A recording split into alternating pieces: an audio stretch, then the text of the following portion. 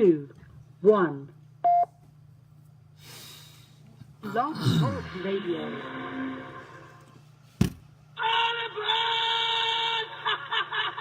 Don't touch me.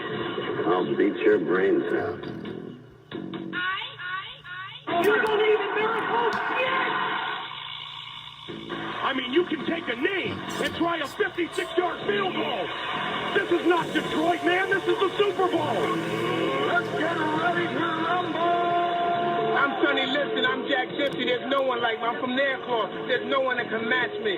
My style is impetuous. My defense is impregnable. And I'm just ferocious. I want your heart. I want to eat his children. Down goes Frazier. Down goes Frazier. Down goes Frazier. But that's how it goes. California. The big game over Stanford. I think that the NFL knows what Randy Moss has done with marijuana, and I think the NFL knows what Randy Moss does with marijuana. Dino! Playoffs? Don't talk about playoffs. You kidding me? Playoffs? I just hope we can win a game. Good morning, and thank you for joining me.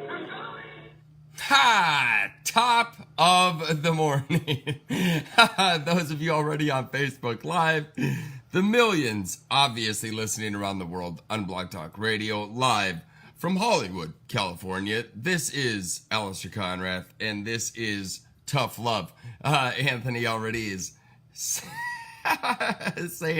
this is going to be a Tom Brady dick-sucking podcast. Hey, you know what? I'll be honest with you. I'm probably not going to touch too much on the games or on the Super Bowl. Who knows? Maybe I will. You know what? I love the fact, like I mentioned last week, I love the fact that Jets, Dolphins, and Bills fans, rag on Brady and the Patriots and their success over the last 20 years. It just reminds me a lot of the early 90s. When the Pistons, Pacers, and Knicks fans were thrashing on Michael Jordan and the Bulls so much. Oh, jealousy is an evil, evil drug. But you know what? It's going to be, I don't know. I'll get to the Super Bowl, I guess, shortly. I don't know if it's going to be a good one. I don't know. I mean, the Patriots always play close. Super Bowl, so therefore, it probably is going to be a close one. I just think the Patriots are going to roll them. I really do. Anthony said the Jets created the monster, and that's true. They did. The Jets created the Patriots. So you have nobody to blame but yourself. Look in the mirror.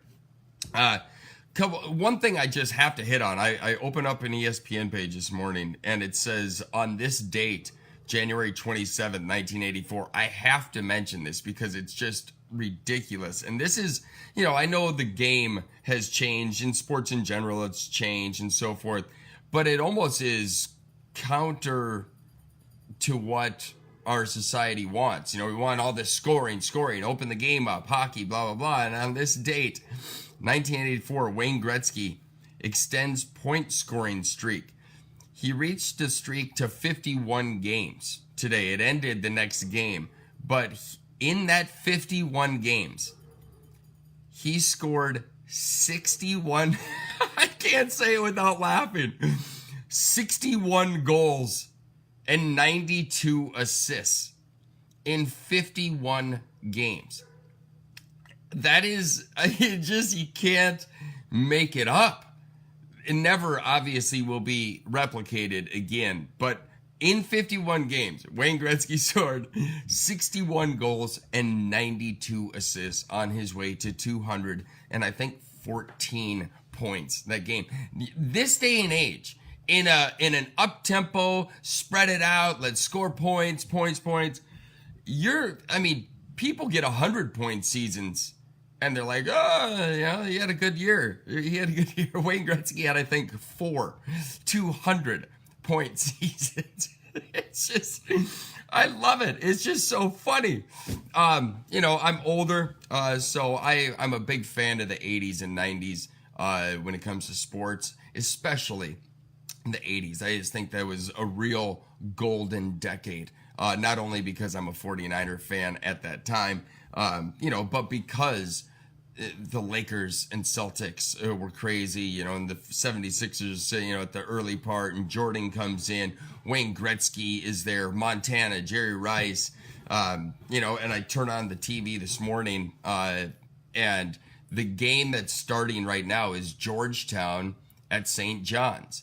And, because of all this bullshit conference, mix-ups and stuff like that, the purists like myself miss what used to be in the 80s. And just by chance, I flip on to ESPN Classic, and they're showing Georgetown at St. John's, 1985, Patrick Ewing, Chris Mullin. It's fun to watch. By the way, Patrick Ewing's nostrils are so huge. I would bet a lot of money that he could probably stick silver dollars up his nostrils. There's no doubt. They are massive. It's just like huge. I'm probably going to be called a racist for that. So bring it on. Here we go. Okay, so real quick, I just I want to touch, like I said in my header for the show, I want to talk about and I know it's a week old, but Saints fans and their bitching, sports fans and myself included, we never think about if the tables were turned. If you turn a situation around, it's always about you and your team. It's a very selfish outlook on stuff. But for Saints fans, obviously they've been crying and complaining and like signing petitions. This is sports fans. You guys, I'm old enough now, and I realized this obviously a long time ago. But what your teams do has zero to do with you. To get upset about what your team does. Granted, I'm to blame kind of now. I don't necessarily let it bother me, like I used to, because of this fact. We get so wrapped up in what your team does. There's no basis for the emotion, though, because you have you don't dictate at all what the team does. Zero. So for you to get upset about it, it makes zero sense. It's a bad look on our society in general about, like people flipping cars and, Philly having to grease light poles. It's just the pride that goes along with your city's team or your state's team is very pathetic. And so therefore, Saints fans crying about the missed pass interference call, first off, turn the situation around. If that would have happened to the Rams and the Saints would have moved on, guess who would have not said shit about the missed call? Saints fans. So let's just be real, all right? Don't fans realize that God controls the outcome of sporting events? Exactly, Justin. That's the biggest takeaway to me is nobody ever wants to turn a situation around, right? Again, if the tables were turned and the Rams got screwed, Saints fans would be the first ones to be like, well, that's the way it goes. That's just the way sports are. You win some, you lose some. They didn't throw the flag, so apparently it's not a flag. And that is exactly what they would have done. And so I just get annoyed by that whole thing. Now, here's the other side to it. And I mentioned this basically right after the game last week, but I don't do a show every day, so I didn't talk about it. I did mention it online. But if my aunt had a dick, she'd be my uncle. Good point, Dino, and you're proving my point. But never mind the fact that the Rams, got screwed on a missed face mask call on Jared Goff. I think it was second. I have it here. On 2nd and goal from the 5 with 6:49 left in the fourth quarter. All right. At the time, it was 20-17 New Orleans. Los Angeles is driving. They're down to the 5. Jared Goff scrambles out left. You all remember what happens. He goes left, gets his head yanked back. I mean, it's ridiculously obvious as the missed PI call. Goff's head gets ripped backwards by the face mask, and nothing is called. So it goes to 3rd and goal. They run, they get stopped. They have to settle for a field goal, make it 20-20. All right? If that face mask call was called, which it should have been, Ferran, I miss you, bud. Welcome. If that face mask call was called, they would have had 1st and goal from the 2. Not saying it's a for sure touchdown, but more than likely they would have put it in and gone up by 4 instead of tying the game, which would have meant overtime would have never even happened. And not only that, Saints fans, but you had an opportunity in overtime. You got the ball first and you threw an interception. So all this complaining, first off, again, if the tables were turned, you wouldn't be complaining. That's the way the game's gone. They didn't throw a flag. And so, because it's you, why cry. But you had your chances. You had your chances. You were up 13-0. The Rams couldn't hear. They couldn't do anything. Oh, and by the way, their headsets weren't working. How coincidence is that on the road in New Orleans and the Rams headsets aren't working? New Orleans is working fine, but the Rams headsets, fuck them. I mean, so you're up 13-0 and then it's 13-10 before half. You go up 20-10 after half. Rams go 3 and out. You get a touchdown. You're up 20-10. You have so many opportunities. And so you pick out the one thing, and granted, terrible call.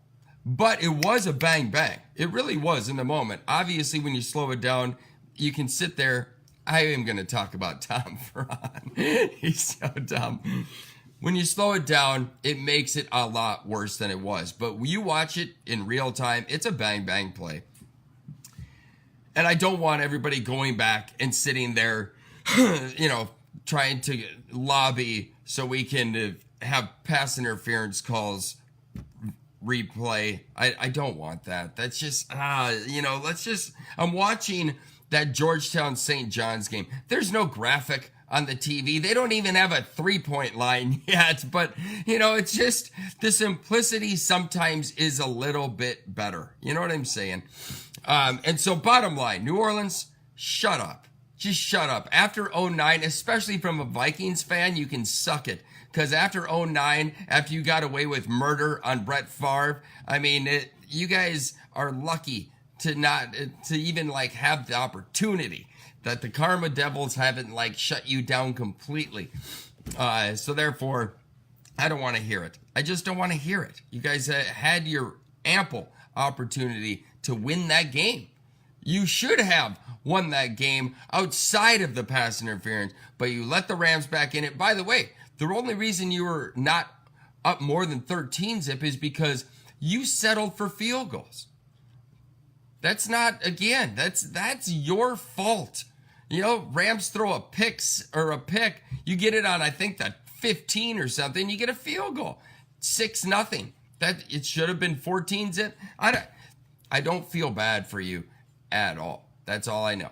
I don't feel bad for you whatsoever. If it was turned around, you wouldn't care, and that's the bottom line. So cry. I love nothing more than seeing Saints fans bitch and complain and cry. I love it. So Dino and Chad and Robert, all you Saints fans out there, suck it. That's all I can say. And hopefully you'll never be back there again. Although I love Drew Brees. I really do. I will say this. The one thing, the Rams, I mean, they outrushed the Saints. The Saints just played a weird, dumb game. They really did. I mean, they ran for 48 yards. 48 yards. Sorry, not going to win. All right, moving on Chiefs, Patriots. You know what? I tell you what. Justin, you have to understand, first off, for Ron. He is joking, by the way. He is just playing around. But Patriots and Chiefs, you know, I tell you what, that's another game to where Chiefs, you are playing at home. It's not as though the Patriots defense is very good. It's not great by any means. And you didn't score. You didn't score in the first half at home in an AFC championship game. You didn't score. Think about that. You're lucky to go to overtime.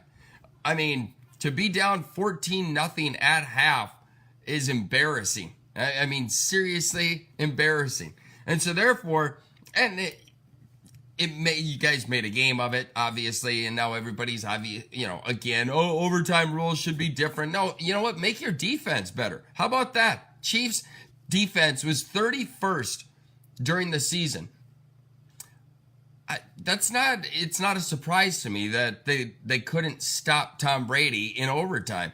Get your defense a little bit better and maybe you'll do better. I mean, you know, I have no sympathy for Chiefs fans whatsoever. You know, first off, score a point in the first half, and maybe the outcome's going to be different. Patrick Mahomes was not that great, 16-31. Obviously had a great second half, you know, but I mean, you can't start off like that against New England of all teams.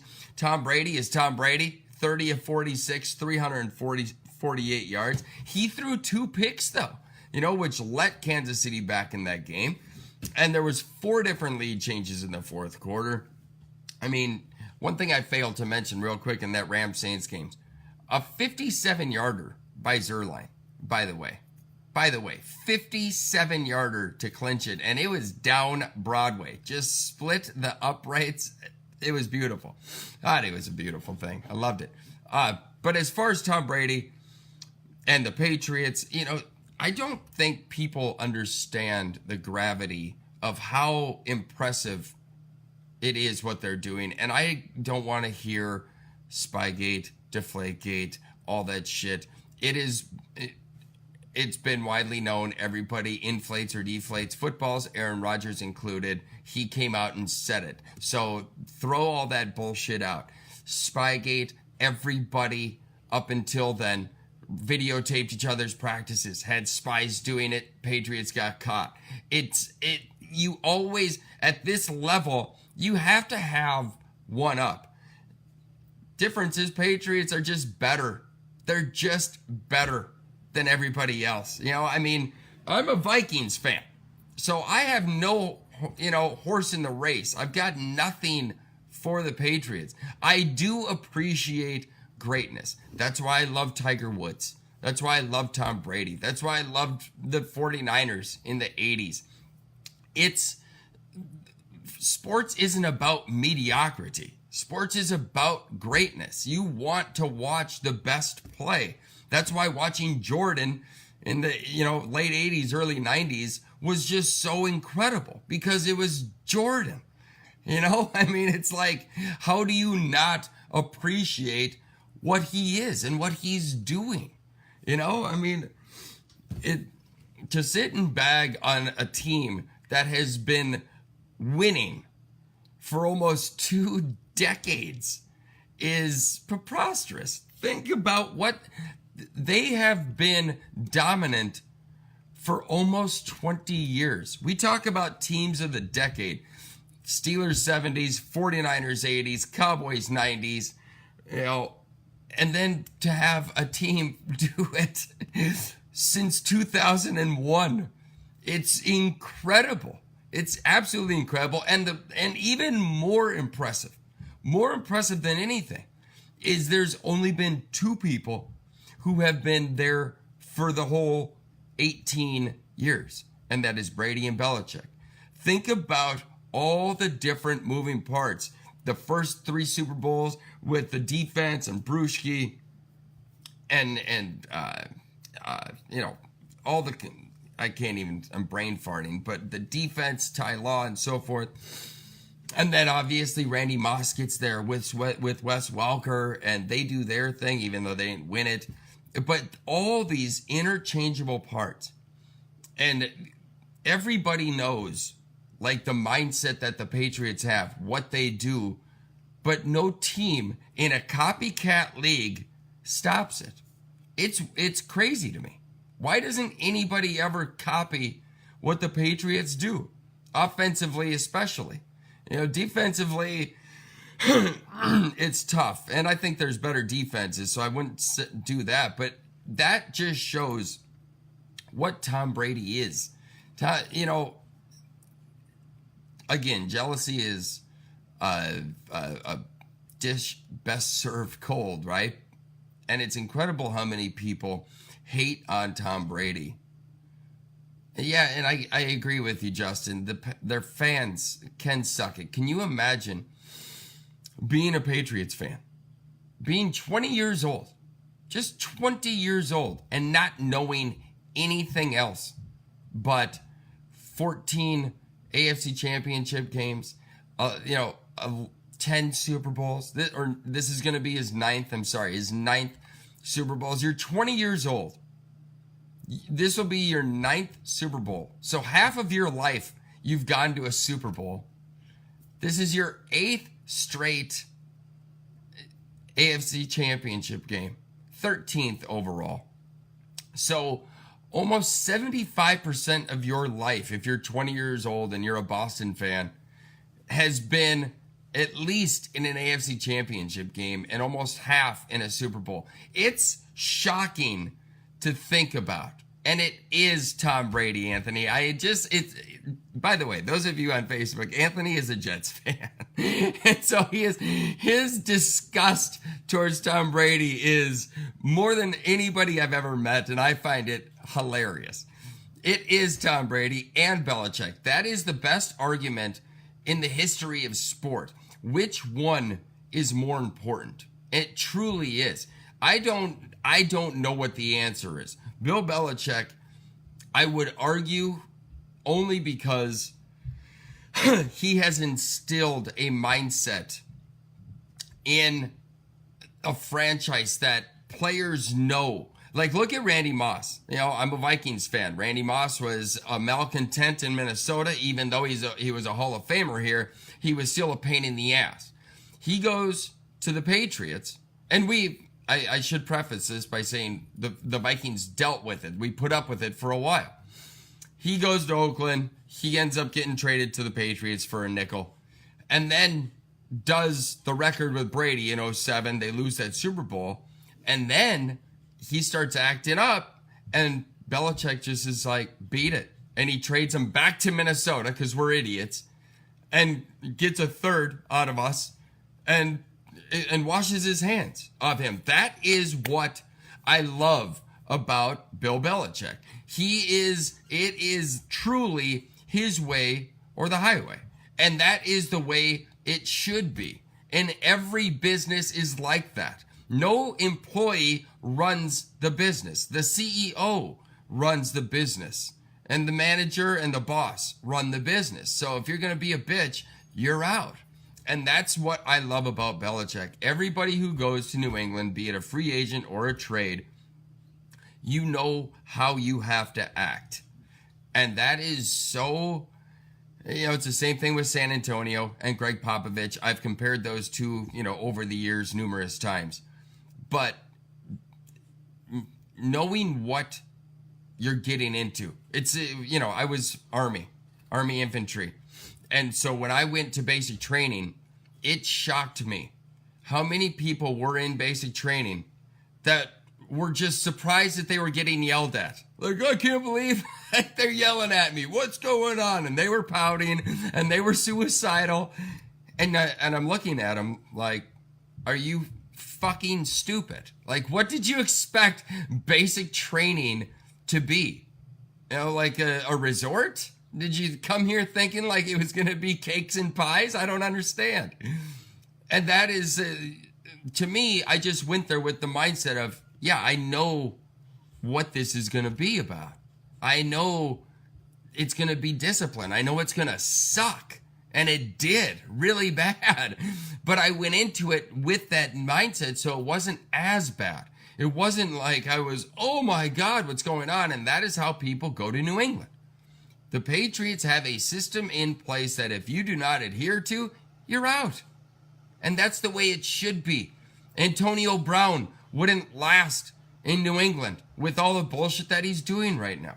So many people in the league wouldn't last. They don't. There's been a few times where people go to New England and are like, I don't like New England. Well, guess what? That means you don't like to win. You don't like to be a part of a team. You're all about yourself and you're selfish. Those are the people who don't fit in.